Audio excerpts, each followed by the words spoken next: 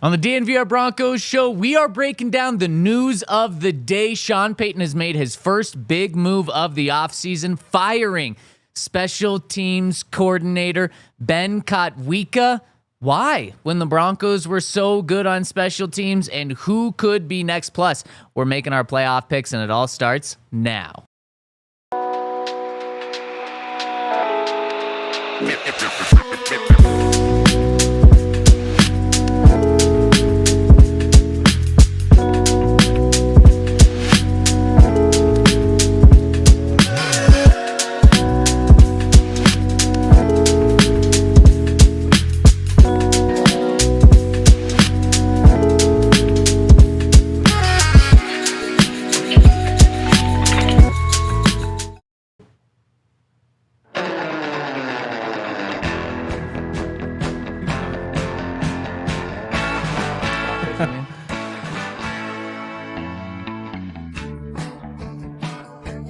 Ben Kotwica is out as the Broncos special teams coordinator, and we are in the DNVR Broncos podcast, live from the Toyota Lounge, driven by your local Front Range Toyota stores inside the DNVR bar, and we are presented by your presenting sponsor, Bet365. Use that code DNVR365 when you sign up. We got quite a weekend of football coming up. First weekend where the Broncos aren't playing, and there's still plenty of Broncos to talk about. We are going to talk about the games later, but Henry, we've got to start off by talking about the news of the day. Less than 5 days after the season ended for the Broncos, Sean Payton has fired special teams coordinator Ben Kotwica this morning. Your initial reaction to the news? Well, so I woke up, and so the first thing I do when I wake up is I have my AirPods next to my bed, and so I open them to make sure they're in there, because I fall asleep usually with one of them in. Okay. And then in the middle of the night, it'll like fall out. Yep. And like hopefully I like wake up and put it in the AirPods case. You know? Right. But you never really remember that. Yep. Yeah. So I woke up, AirPods were in there. I was like, okay, that's good news. Because sometimes they get stuck in the bed. Moving on. We're getting deep. So then I picked up my phone, and I had like 30 Twitter notifications. And I can't remember who the top one was. It might have been you. But it's like, who will replace Ben Kotwica or something like that. Yeah. And I was like, huh. So then I like scrolled down and read the whole thing. It's like, yep, he's fired. And I guess my initial reaction was just like, oh, that's kind of annoying. I wanted to lay back down. So there's my answer. You know, Henry, that's a very authentic initial reaction. Yep. I appreciate that. Yep. Similar experience as you. And then once the news hit, the first thing, I think it was probably the same reaction that all of Broncos country had, was surprised. I was surprised that this news initially came down the wire. Were you? Initially. Yeah. It just wasn't something that I had thought of. Right. Mostly so kind of surprising. Because it's special teams. We talk a lot about Vance Joseph and that sort of stuff, but we don't really talk about Ben Kotwica. I mean, yeah, I think they had a good year. They had some bad moments. I don't think you do this without a good plan or a good reason. And we will talk about the plans coming up, but the reason that I was surprised is you just mentioned it. The Broncos had a good year special teams wise. If you remember 2 years ago when Nathaniel Hackett was the head coach, who was the special teams coordinator with Hackett? Oh, it was Brock Olivo? No. Whoa, you're going way back. That was like 2017. Was that? Brock. Yeah, we've had like three special teams coordinators since. I thought I knew Brock. I mean, just if you heard Brock, you probably felt like you knew him. He was a very personable guy. It was the guy from the Rams. I can pick. He was Nathaniel Hackett's. Oh, Dwayne Stooks. Yes, that's Dwayne right. Stooks. Him and Hackett, they shared a cubicle back in Tampa Bay. He show up to the press conference every week and say hola. It's hard. I loved it. It's honestly hard to not like special teams coordinators. They're all just interesting. They're great people. for 10 minutes a week. Yeah. Whoa.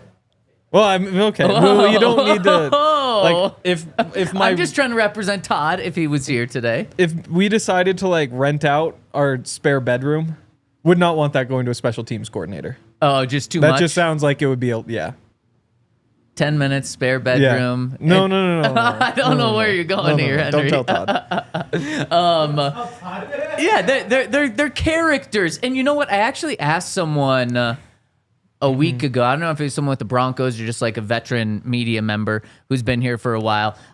Said I asked them like, why are they always like the biggest characters on the staff? And they actually had a good answer. They said because you're getting guys that haven't played special teams since high school, maybe even never, and they were stars in college on offense or defense, and now you kind of have to put them in their place and rally them up. So you kind of need a character to do that.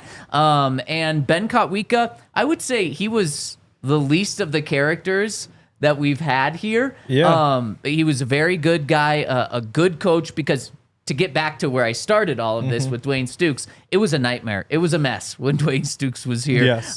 Just like pretty much everything in the Nathaniel Hackett era. Coaching wasn't good. Execution wasn't good. Performance wasn't good. Results weren't good. And the Broncos 2 years ago had one of the worst, if not the worst, special teams unit in the entire NFL. What was going wrong? Do you remember? Everything. Because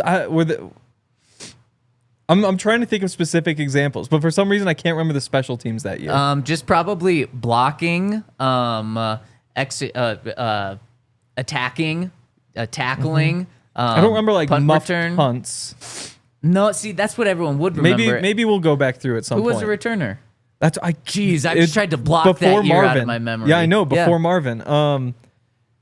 Wait, so would that be BMM? Yeah, before BMM, Marvin Mims? BMMJ. BMMJ. Gotta get the junior. Yeah.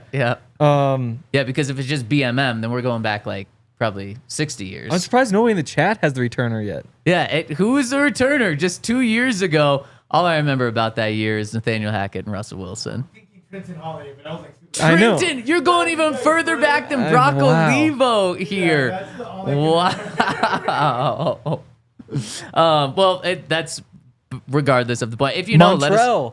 Montrell Washington? Yeah. Wow. Oh, that's right. Yes, because Russell Wilson helped identify Montrell Washington in the draft. Great recall there, Hank. No, it was in the chat. Oh, it was in the chat. Yeah. Well, good recall in the chat there. And that was a disaster, you could say. Yeah. So then last year, they come in, and it wasn't just Ben Kotwica. It was also Mike Westhoff, which we'll dive into in just a second. They come in with Sean Payton and flip the Broncos from the worst special teams unit in the NFL to top 10, top 5 in some categories. In Mike Westhoff's rankings, in Mike Westhoff's rankings, number 1. Yeah. But pretty much every other rankings, they were definitely top 10. So incredible job. Then this year, they finished top 10, Henry, in so many categories in special teams: net punt coverage, punt return average against, field goal percentage.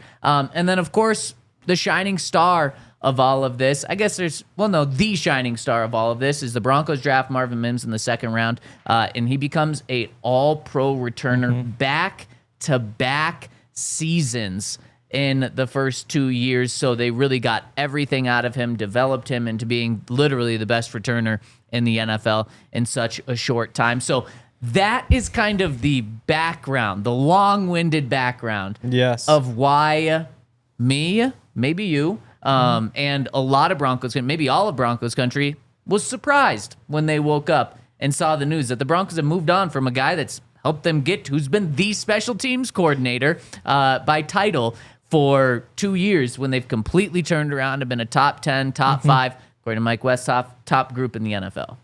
Yeah. Should we get into why they did it then? Let's do it. So there are multiple options. I agree. We probably won't get a real answer. One of them is that when the field goal was blocked against the Chiefs, Sean Payton made the decision. He's like, we're gone. And Mike Westhoff left for health issues. He just also happened to leave just shortly after that game, which always makes you, there are dots in your head, and it's up to you if you want to connect them or not. Henry, he left 36 hours after that happened. Yeah. What do you think those 36 hours were like between Sean Payton and the special teams group? So I don't know Mike Westhoff well enough. He seems like somebody who'd be really hard on himself. Sean Payton seems like somebody who would be really hard on everyone. So I'm not sure if it was Sean just going after him or if it was Mike maybe even being just like a bit embarrassed after that. Because what do you say? Like when you're unit did that. So that was a bad moment. That was the worst moment. I wouldn't be surprised if, Ben Kotwica was back next year if that hadn't gotten blocked, if the block had been made. Is Mike Westhoff back next year? Potentially. Did he never leave 2 days after? I have no idea. I'm not going to I think it's a fair question worth asking. Yeah, it is. If he says he leaves for health reasons, that's fair. I'll let him have that. Okay, that's fair. But I mean, so there's that. There could be maybe Ben just didn't get along with Sean. Like they could be their personalities just didn't mesh. And I didn't spend as much time with Ben as you probably did, but I seemed like a good guy. Like, what was it? 3 tours in Afghanistan? Yep. Like military guy. Yep. Didn't seem like there was anything behind the scenes that would cause trouble. Just seemed like a good, stable person who I thought was coaching them pretty well. I wonder what they thought of the game against the Bills. Because obviously the fake is great. You have Riley pin him at the 1, but also you let Marvin Mims get drilled on that punt return.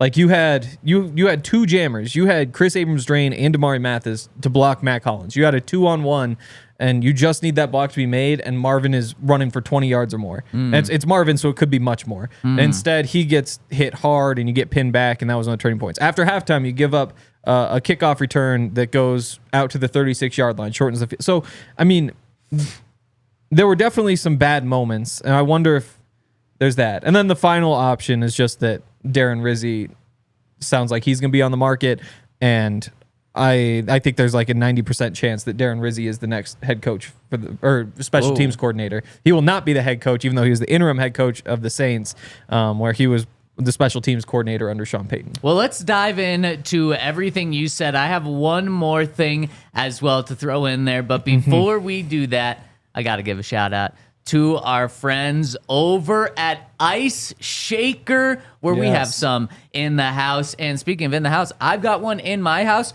Henry, this is a very fun fact about my wife, Annika. She loves shaker bottles, obsessed with them. If a new shaker bottle company comes out, she gets one, so she knows all about them. We've got the Ice Shaker in the house, and she loves it because it's just 2 pieces. It's the top, it's the cup, and the little shaker thing in it. Sometimes it's like a little ball that can get lost and it's all over the dishwasher. No, not with this. The shaker is built into the cap, and it breaks everything up right away there. And it's great for on the go. It's great for in the house. It's great for during a workout, after a workout. And you can also make some alcoholic drinks in here if you want as well, and then pour it out. It's a multi-purpose drink, and it's created by the Gronkowski brothers. So, I mean, you would expect this from the Gronkowski brothers. This is something that can be used for, getting buff, getting swole, and then it can also be used for, having a drink or two at night. So if you want to get in, they've sold over 1 million shaker bottles. We've got a code for you. All City 25. That's All City 25 when you check out to save 25% on your order. And the awesome thing, besides just being a great product, they have partnered. They've licensed officially with the NFL, NHL, NBA, NCAA, and MLB. So you can gift this to someone and have it be their favorite team. We've got the Broncos one here, and it is really cool. So if you want it for 25% off, go to iceshaker.com and use the code AllCity25 for 25% off your order. Ice Shakers, show your support for your teams with the best branded workout bottles on the market, Ice Shakers. And check out Mando. Mando is a men's deodorant brand that is hyper-focused on keeping every aspect of a man's body smelling fresh and clean. And they mean every aspect, whether it's the pits, the belly buttons, the balls, the butt cracks, the grundles, and grundle? So much more. We learned in the meeting. We didn't learn in the meeting. We did. It was described. Their scents are geared toward men with options like bourbon leather, Clover Woods, Mount Fuji, and Pro Sport. I wonder why they don't choose any Colorado mountains. Do our mountains smell Which bad? one would you choose? No, our mountains I haven't smell smelled great. enough. I'd go Maroon Bells flavor. What do they Scent. smell like? Maroon. They smell maroon. Yeah. Maybe someday we can make that happen. Until now, Mount Fuji's a good option. And if you want to check them out, their starter pack is a perfect option for new customers. It comes with a solid stick deodorant, cream tube deodorant, 2 free products of your choice, like mini body wash and deodorant wipes, free shipping. And as a special offer for listeners, new customers get $5 off a starter pack with the new exclusive code that equates to over 40% off your starter pack.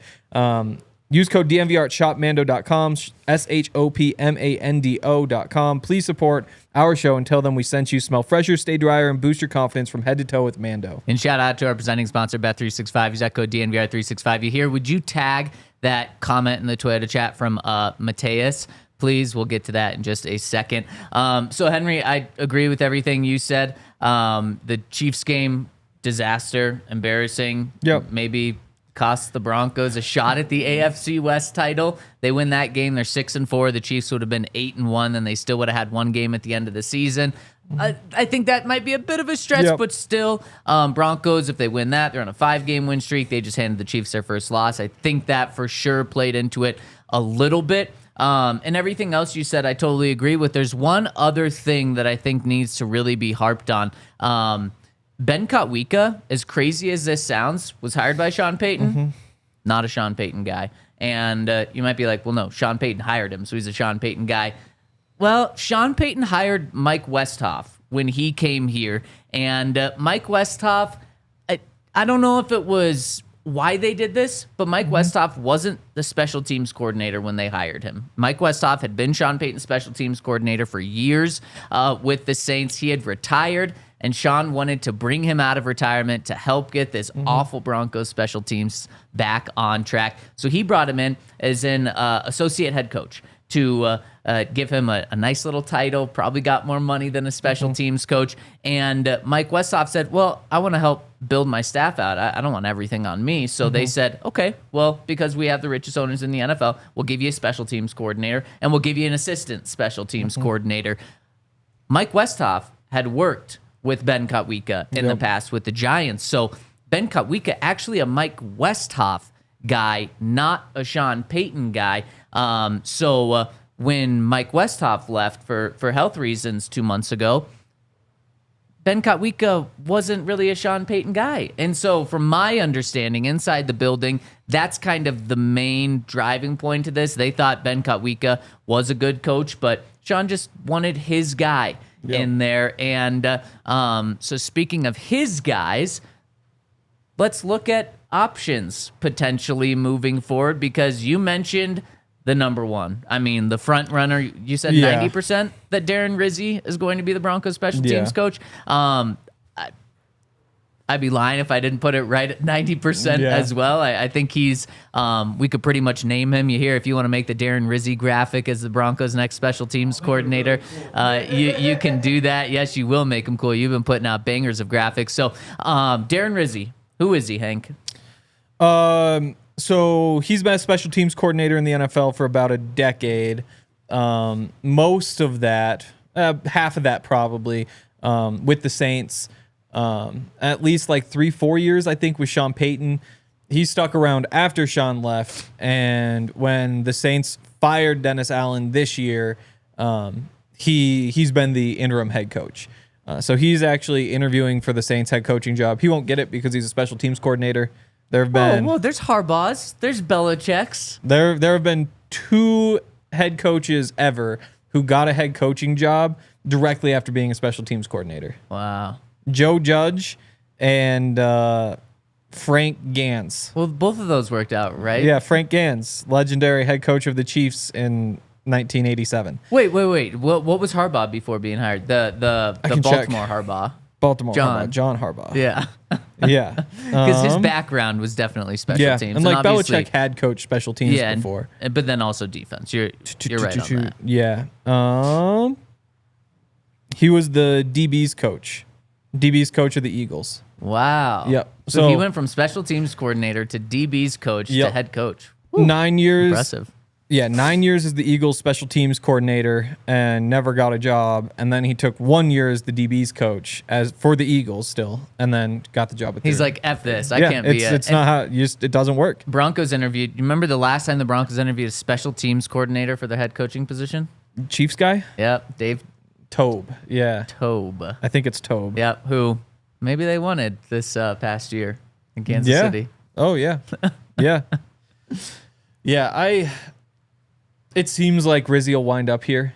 It seems like whoever the head coach, the real head coach for the Saints is, will want to bring in his own guy. And yeah, the reason I think it's so likely is because I think there's a good chance that that Sean just decided, if I can get Rizzi, I want Rizzi. And so he reached out to Rizzi and said, if this doesn't work out, will you be my special teams coordinator? And he did the right thing by letting Kotwica go as soon as that was kind of figured out. Yeah, and it's not a guarantee that's what happened, but I think there's 50-50 chance at worst that that's what happened. Yeah, and the most important thing of everything you said there, Henry, was Sean Payton hired him in New Orleans to be his special teams coordinator back in 2019. Never fired him. They never fired him. They had 2 years together before Sean left, and then Darren Rizzi, like Henry said, became the interim head coach this year when they moved on from Dennis Allen. So everything just points to it being Darren Rizzi. No questions asked. He's the next special teams coordinator next week, and the Broncos can move on with their coaching staff. But there's been some interesting comments in here in the Toyota chat, like the one that I asked you here to bookmark, and it came in from our friend Mateus, who says, this firing looks like Banjo getting the coordinator title and Rizzi the senior consultant like Westhoff. What do you think of that, Henry? It could definitely be the better title thing and have another special teams coordinator. That's definitely a possibility. I don't know that it's like a guarantee, but depending on how the negotiations go, I'm sure Darren Rizzi, he's well liked. They did the NFLPA poll last summer, I believe, and asked who everybody's favorite coordinators were, and he was the number 5 special teams coordinator from a player's perspective. And that obviously isn't the perfect metric, but there's something there. So if he winds up needing to have a better title to come to Denver, that makes sense. It might be a little bit early to be giving Chris Banjo a special teams coordinator job. That would be my first thought. I know the players really like him. I would imagine the coaches like him. If he's doing a great job, then why not? But 2 years out of the NFL to be a special teams coordinator, even if you are kind of the number 2, that would be a very quick turnaround. And it's possible. Like Davis Webb is on a quick path as well, but just a lot harder to say Chris Banjo is doing a good job compared to a Davis Webb is doing a good job when we can see what he's doing with the quarterbacks. Yeah, and it's just all behind the scenes with special teams. I think the only reason that they would feel the need to do that is if the 49ers or another team wanted to hire Chris Banjo to be their special teams coordinator. And why I say the 49ers, they interviewed him this past Tuesday for their open special teams coordinator job. Henry, I agree with you. That seems pretty darn young. Yeah. But it is special teams. Like it is more about connecting with players and being able to rally them up than it is necessarily about true experience. But my guess, so I did find out that Chris Banjo is still on the staff. They did not move on from him when they moved on from Ben Kotwica. And Chris Banjo, a Sean Payton guy. He coached him. He specifically hired him. He made that clear in the hiring process. So I believe Chris Banjo will stay, and they'll probably bring in Darren Rizzi as the special teams coordinator. Now, if they need to do some title things to pay him more money and to get him from the Saints to here, then they'll do that because they have the richest owners in the NFL, and that's no issue. But I agree. It's very likely going to be Darren Rizzi, and it's just what we've seen the past 2 years since Sean Payton's been here. When there's an opening, whether it's at on the offensive line, on defense, in the coaching staff, in the executive office, the very first thing you should do is say, okay, who's available from the Saints that the Broncos can bring over? And that's exactly what you did with Darren Rizzi, and that's exactly why I agree with you. But if it's not, you said 90% chance, 10% chance, maybe it's not. Maybe the Broncos look around the NFL with available special teams coordinators whose head coaches were just fired, kind of like Rizzi's kind of up in the air in that same position as well. And there's really 2 guys that jump out. How about a reunion with Tom McMahon? Yeah, I mean, anything's possible. I think you here just choked on something when I said that. So, I know. When you said about So that might answer your question. I know Broncos fans don't really like him. I know players like him. He's a Montanan. We always like that. Yes. Yes, we do. He's a legend. Yeah, I'm sure. I'll never hate getting somebody who's done the job before. I think that so much of it is just like there's just a difference between, Chris Banjo going out there and saying like, here's how, interpreting what the coaches are telling the players versus saying like, we need to build out our special teams. Like we need to, it's like engineering, like all the rush, all the lanes, all that sort of stuff. Like there are a lot of things that you need to go into. And the idea of a first time special teams coordinator just seems like you might be setting yourself up for failure. And the Broncos, you bring in a Kotwica, that's the exact opposite of a Westhoff, that's the exact opposite. And you build it out, and that's the safest way to build a special team staff. And Tom McMahon could fit into that somehow. And Broncos fans don't love him. Yeah. And, you look through, 3 years with the Rams, 1 year with the Chiefs, 5 years with the Colts, 4 years with the Broncos, 3 years now with the Raiders. I mean, you love a wealth of experience. He also hasn't just stuck somewhere. Yeah. But yeah, sure. Put him on, interview him. Why not? Yeah, I don't think so. Yeah. And I think you're being very nice, but yeah, I don't think so. One other name. He's a Montanan. Yeah, he's a Montanan, so you gave him an opportunity. A guy that's kind of close to Montana from California. Yeah. John Fossil.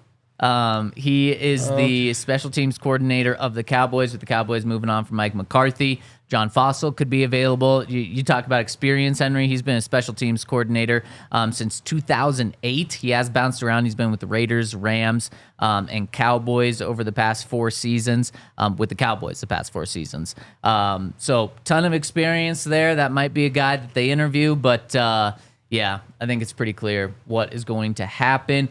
Some people in the Twitter chat have said, what about just making Chris Banjo the special teams coordinator? Henry, I agree with you. Probably just a little too young, and you probably also just have no need to. You can keep him on your staff while bringing in an experienced guy that Sean knows and Sean likes as well. So one more quick thing about Darren Rizzi. According to Rick Gosselin, you remember his special teams rankings? Yep. He's like a big person that does special teams rankings He at hasn't the put end of the this year's season. out, right? I don't Okay. believe so. Last year's came out January 12th. So he's slacking this year, but last year the Saints special teams group under Darren Rizzi was a top 5 special teams group, and his groups have consistently been in the top 5. So just like Mike Westhoff, he has good past, a good history, and also a connection to Sean Payton.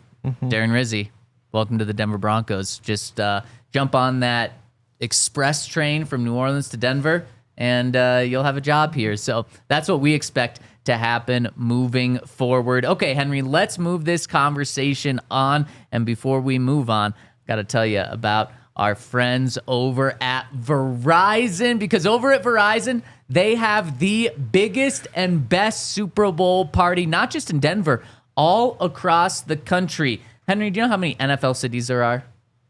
30. Impressive. Yeah. Yeah, 30, because there's 2 teams in New York, 2 teams in California, 32 teams, but 30 cities.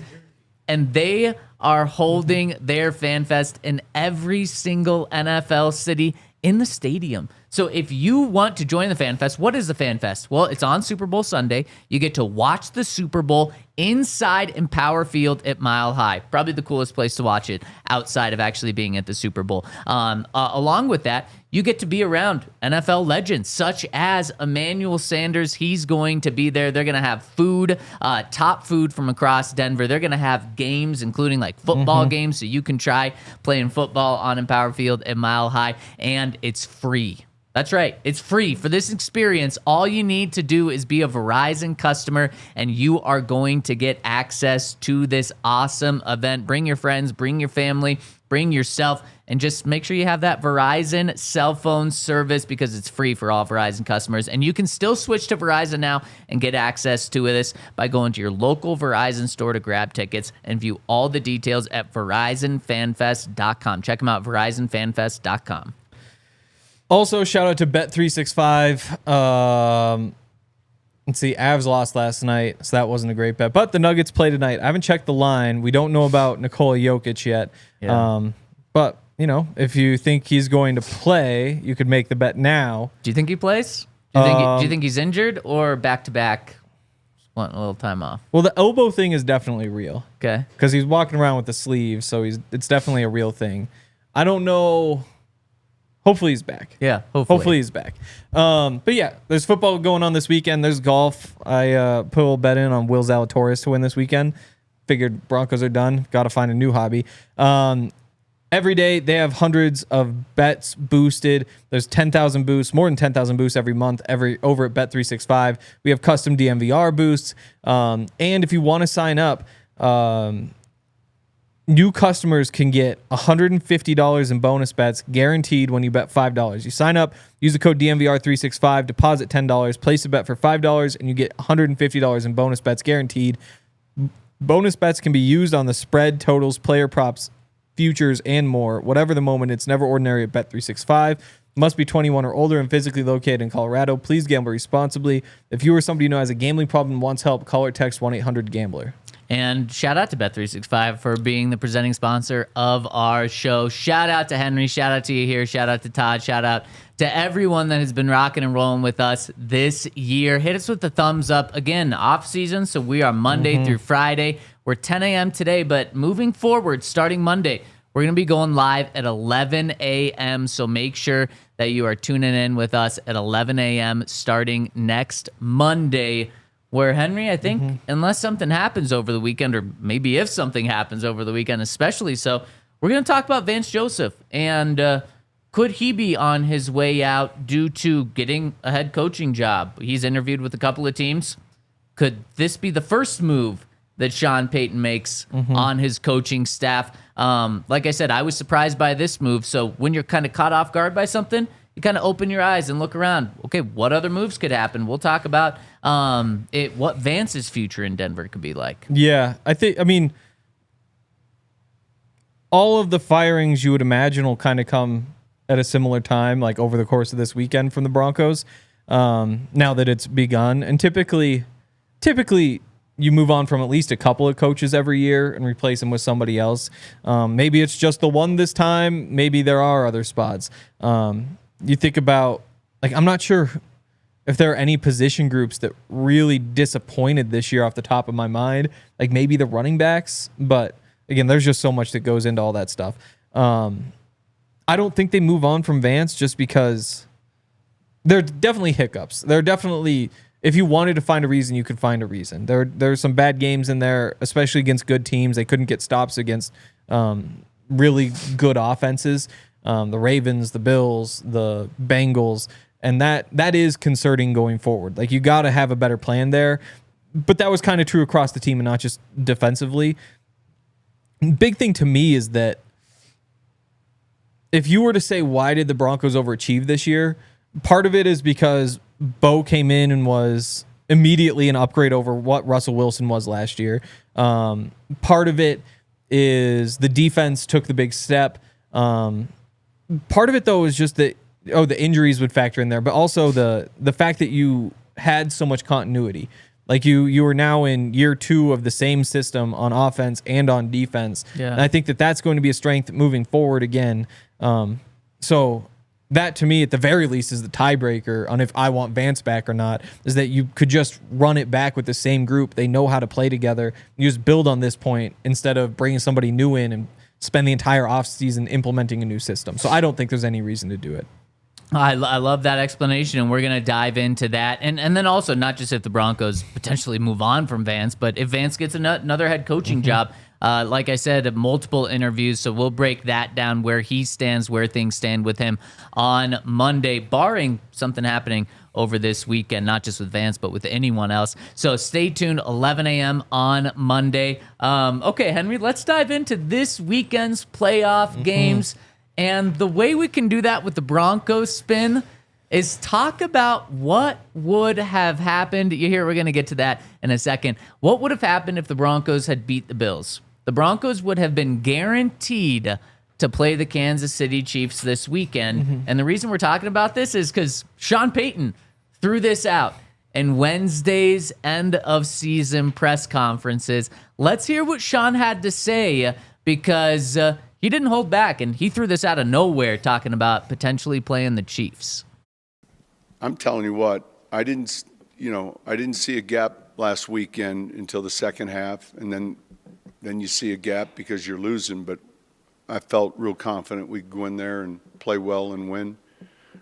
We obviously didn't play well enough, but those lines are much finer than we think. I use that term. There's a fine line between a groove and a rut, and it's a player. It's two players. It's the line of scrimmage. It's the kicking game. So we're not looking backwards. We're looking ahead, and it starts with the division. And there's a lot of confidence in this team. If we could get past that game, the next game we had to play, we felt real good about. And so we're still not there yet. Ooh, so Henry, we talked about this earlier in the week, but with this Chiefs game tomorrow, even more interesting to hear Sean once again just say we would have felt real good about playing the Chiefs this week if we had beaten the Bills. Yeah, I mean, everybody did. And we had the conversation a few times on the podcast. Who do you want to play in the playoffs? It's like the matchup with the Chiefs is the one that you want. But again, it's just getting to that point. That's why getting the 5 seed was so important, so that you could play the Texans in the first round instead of the Bills or the Ravens. Yeah. And you didn't do that part. And that's the way playoffs go, is you need to be able to beat 4 different teams to win a Super Bowl. And the Broncos, I think, would have had a good shot against one of those teams. The other ones are really good teams that the Broncos don't match up as well against. Man, and in my rankings, what we saw in Buffalo, I could not overlook. That was the team that I just did not want to see the Broncos match up against. I wanted to see the Bills ahead of the Chiefs, because and the reason why, and I totally understand why the Broncos were confident in being able to play the Chiefs. They should have beaten the Chiefs if they're able to protect Will Lutz's field goal. Likely going to go in 35-yard field goal. He probably makes that every single time. Broncos would have beat the Chiefs. And then this past weekend, who knows who they're playing, but Broncos would have gone 2-0 against the Chiefs this year, just if they had better field goal protection on that unit. And so I totally understand why. But Henry, Patrick Mahomes is a different animal in the playoffs. Tom Brady, is he pretty good in the playoffs? Mm-hmm. Tom Brady has a 73% win percentage in the playoffs. Patrick Mahomes is 83%. Yeah. That scares the hell out of me. And it should. I mean, it's a playoff game, but just the style of play from the Chiefs.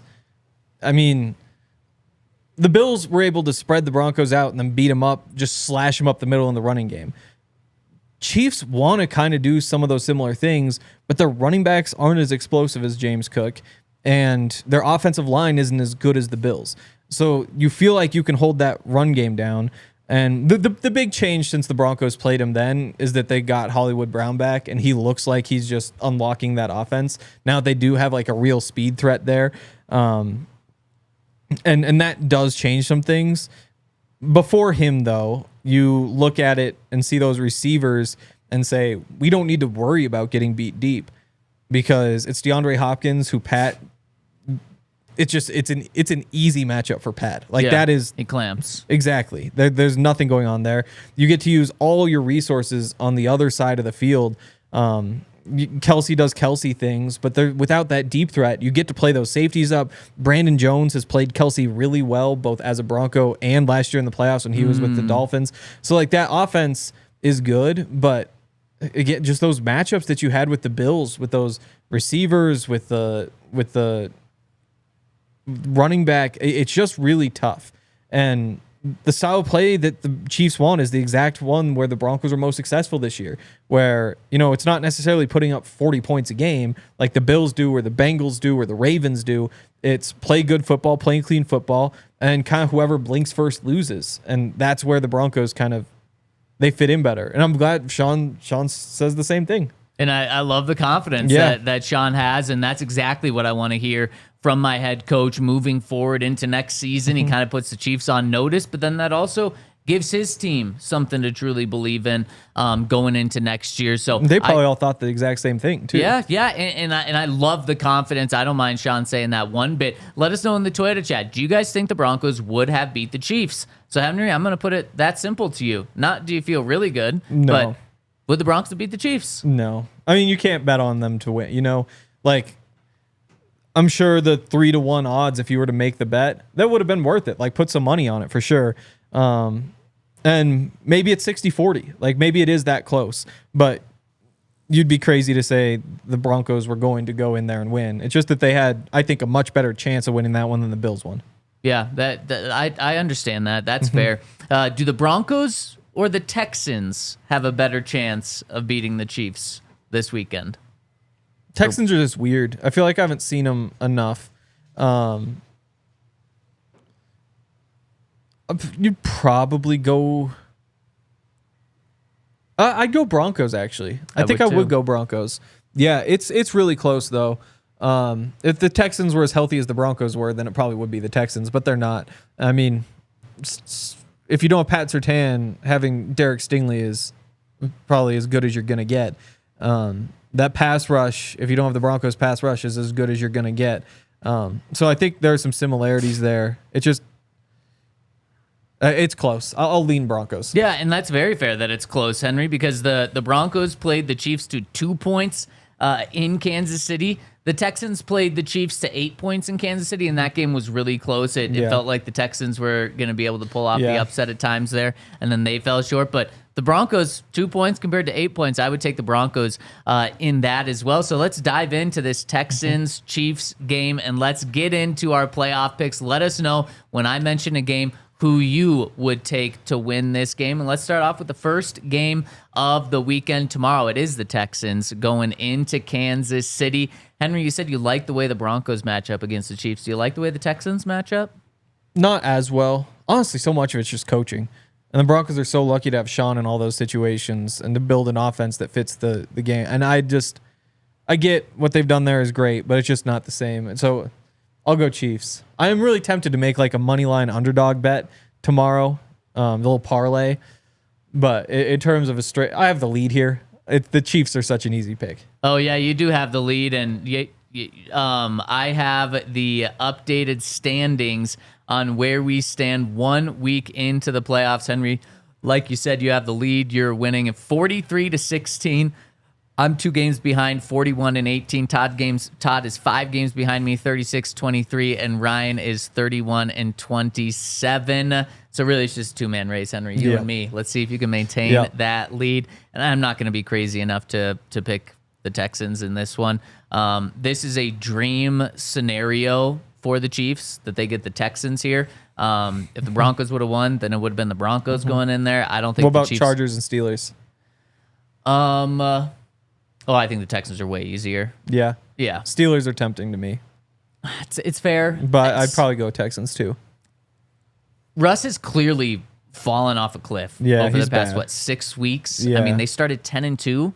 They played a lot of bad teams. Did they go on a 5-game losing streak to lose the season, including the playoffs? But I mean, that losing streak was like Ravens, Chiefs, Eagles. I think the other 2 were tough ones too. You can't win one, though? I mean, the Broncos didn't.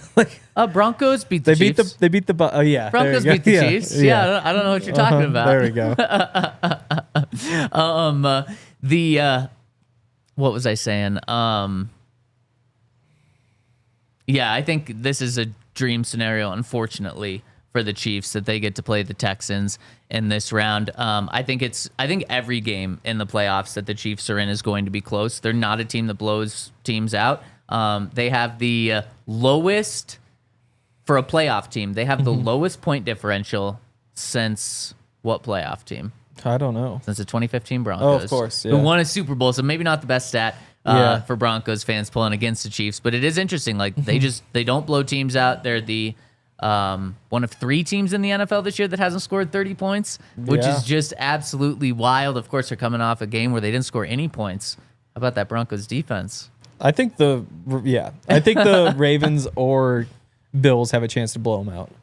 That's fair. I Totally think fair. either to one blow of those, them out, but not for them to blow them out. Yeah. Definitely not. But if either one of those turns out to be like 38-17, I won't be surprised. I love that, Yeah. and I think every Broncos fan would love that as well. But unfortunately, I think the Chiefs get the win here this weekend. So does everyone on our panel. I've got Ryan and Todd's picks as well, and they are all picking the Chiefs to win this game. So, Henry, you're not going to get a game lead. You're not going to lose a game lead on us in this game. The one weird thing that gives me hope, weirdly enough, the Chiefs are 0-2 when playing at 4:30 Eastern Standard Time this year. Yeah.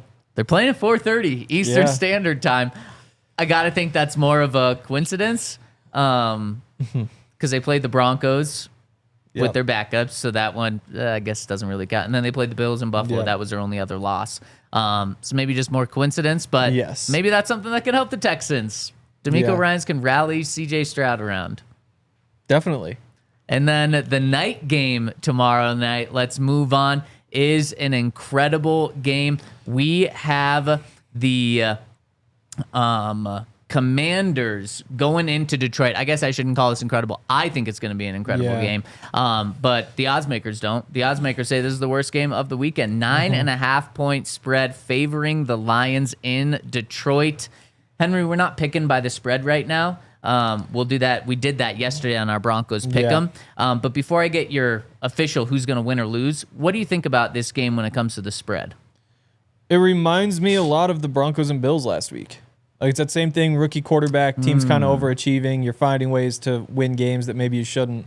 No, the Commanders were just lucky enough to hit the Bucs last week instead of the Broncos who had to go to Buffalo, which is just a big difference. And I think this is the Commanders going to Buffalo week, where it's just like Detroit is, they overwhelm you with talent, and they have like the couple of injuries. It doesn't matter yet.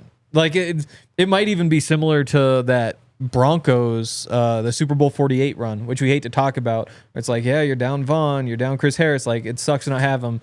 You're still able to pretty easily get to the Super Bowl that year. It's just that once you're there, it shows up. And I think it's kind of the same thing here with the Lions, where as much fun as it would be, and maybe it's even worth putting, like, it's probably 5-1 for Commanders to win. It could be fun. Yeah.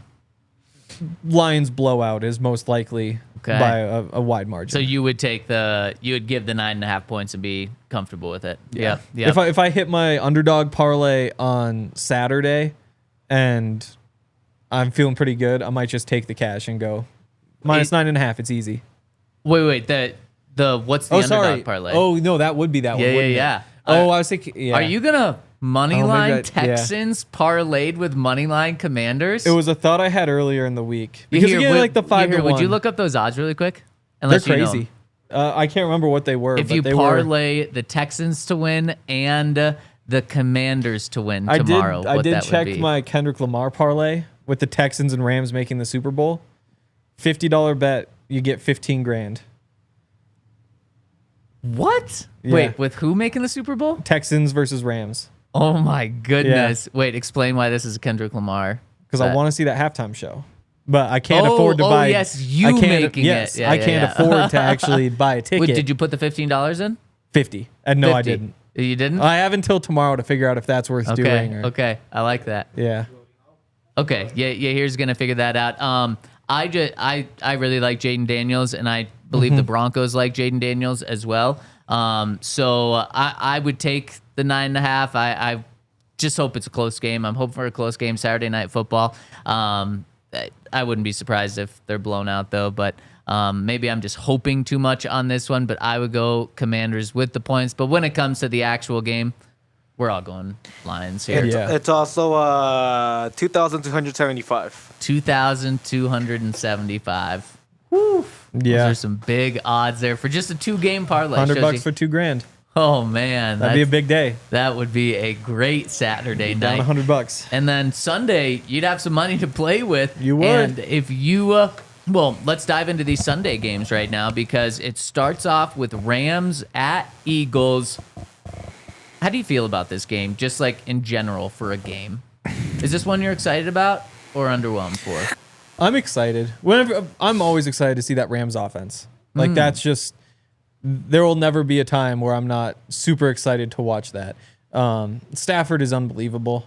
Like all the little play action, just he's just a god in the pocket is what it looks like, because he puts the ball wherever it needs to go and get there instantly. It can be a tight window. His arm is just massive, and he doesn't make bad decisions. And those receivers they have will just dice you up.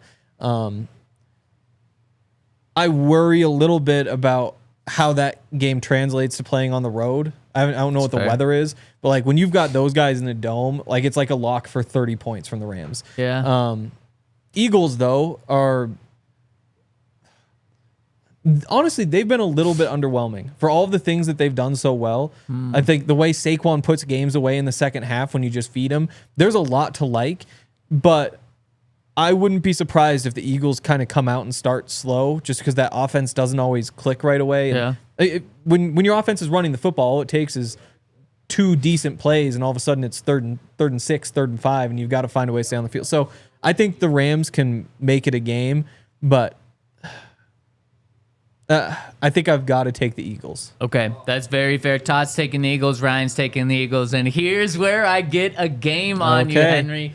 I mean, you just absolutely convinced me to take the Rams there with everything you said about their offense. Plus, I think Nick Sirianni has proven that Eagles fans can calm down. He's a really good coach. Sean McVay, I feel like just continues to get slept on as being like an elite coach in the NFL. I feel like people just don't talk about him much anymore. I don't know why. I don't know if it's because the Rams aren't talked about that much because they're in LA, and LA's not a good football town at all. Like the Chargers get forgotten about, as they should. But I don't know why. But like I feel like Kyle Shanahan is always talked about in a higher light than Sean McVay, and that couldn't be more wrong. Sean McVay is a much better coach than Kyle Shanahan. What were the Rams, 2-5 or something like that this season? Like they started really slow, and then they won 7 straight games or something, and now they are on fire. And I really like Sean McVay. So I'm going to add everything you said about the Rams offense plus Sean McVay, and I'm going to say here's an upset because I don't have any other upsets this weekend. And playoff football, I think there's going to be an upset or two. So give me the Rams in this one. I think it's going to be a close game here. It's going to be a fun one. But like I said, Henry, Todd, and Ryan all have the Eagles as well. I will say I like the plus 225 on the money line a lot better than the plus 6 points. Whoa, plus 225. That shocks me. Yeah. I mean, the Eagles are just a really good, well-rounded football team with a superstar running back, and that's what playoff football is about. Like, I mean, he might do the Terrell Davis thing this year. It's true. And you wouldn't be surprised if he winds up. It's like, oh, he put up 157 yards a game. No, you're That's right. just what he did. Yep. Yeah, you're so right. I don't think you're crazy though. Again, like I'm thinking about making a bet on the Rams to make the Super Bowl. So I like that. Man, that could be a good bet.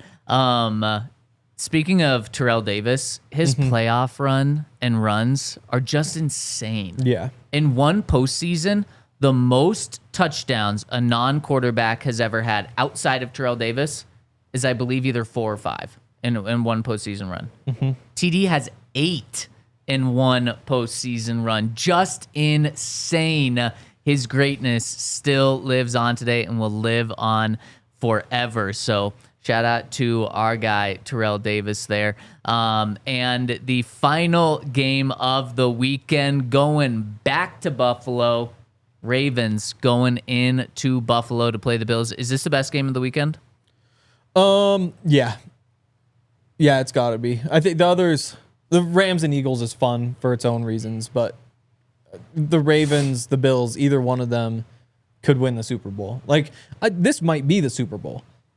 Because like I said, like those NFC teams, they all have a couple little flaws. And I think it's whoever comes out of this AFC. I think that whoever wins this game is going to beat the Chiefs next week. Just because the Chiefs are... This is not the best Chiefs team. They're really relying on Hollywood Brown to be a freak in this playoff run. So I think whoever wins this game does go on to win the Super Bowl, and that's what more could you ask for? Yeah, I love it, and especially this is ultimate football weather. It's going to be like a high of 16 degrees. It's going to be snowing. I think it's already snowing in Orchard Park. Just perfect football weather. So going back to those running backs though, Terrell Davis. Yeah, I was just looking through some of this. And and these are some of the notes I used for last week, but a lot of the teams since Super Bowl 50 and before that too, but I just looked after Super Bowl 50, they were just carried by running backs, and those turned out to be stories. You think of Derrick Henry had 148.7 yards per game in 2019, took the Titans to the AFC Championship game. Raheem Mostert, he went crazy in 2019 for the 49ers, that playoff run. Le'Veon Bell with 119 per game, got to the AFC Championship in 2016.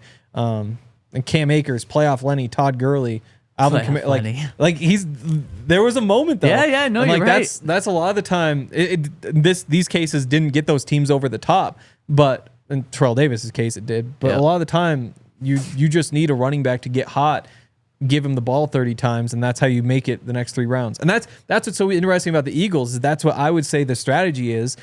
On the flip side, though, the Rams, they could run 10 plays and have 14 points. Yeah, they just move so quickly that they might be able to jump out in front. So, Henry, everything you just said, especially because you're picking the Eagles, a big reason is Saquon. I would assume with what you just said, you are going to pick the Ravens to beat the Bills, maybe because of Derrick Henry, and they also have another great rusher with Lamar Jackson. Is that what you're going to do? Because Todd and Ryan are also picking the Ravens to win in Buffalo. I'm surprised nobody is taking the Bills, unless you wind up doing it. But I've got to take the Ravens. I think... Again, we've seen it from Derrick Henry. He carried the Titans to the AFC Championship game. The Titans. What can he do with these Ravens? Now, if the Bills hit a couple big plays early, or the run game is just a little bit slow to start for the Ravens, all of a sudden, the Ravens only win, I think, if they play with a lead. I don't see the Ravens coming back and winning. The Bills absolutely could come back and win. They've got Josh Allen doing the things he does. And there's a chance they just get out to the lead and get to protect that. I've got the Ravens, but... Yeah, it's a 50-50 game, according to the sports books, and I think that's right. And that's exactly what we've seen. The Bills opened as 1-point favorites. Now it's up to, I think, the Ravens are 1-point favorites, but it's pretty much a pick-em game right there. Henry, you gave me an opportunity to tie you up this weekend. So I've got to take the Bills at home. You hear I'm going to switch my pick from the Ravens to the Bills. This game, it should be... 2 people should be picking each team, honestly, just because of how good of a game this is. I can't wait for it at all. And before we get out of here, let's hit a super chat or 2. And we've got one coming in from our friend Evan, who says, how would you feel about signing cornerback Carlton Davis, Henry? It's a weird tier of player. Yeah, I mean, he's a starter. You're probably going to have to pay him like a starter. Coming off the injury, it's just if you're going to go get a corner, first of all, I'd say don't do it. But if you're going to do it, go get a star. Because if you're going to bring somebody in, get yourself an upgrade. Because I don't necessarily love the depth. Like Chris Abrams-Drain had his moment. Damari has had his moments before.